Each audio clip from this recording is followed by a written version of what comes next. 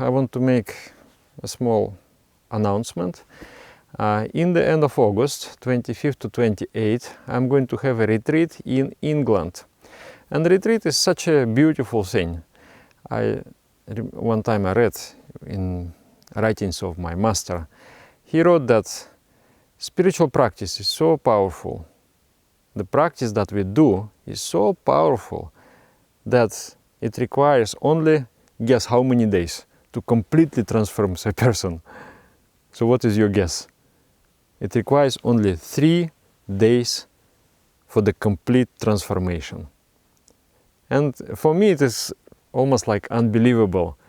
But when I do the retreats and I see that transformation taking place in 3 days.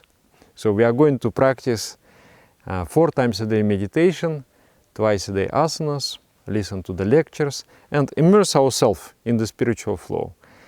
So it is going to be very good. It's just like complete turning point in life.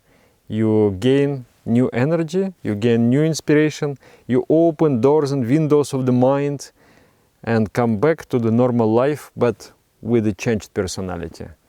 So this is my cordial invitation to you. You will see the link below this video.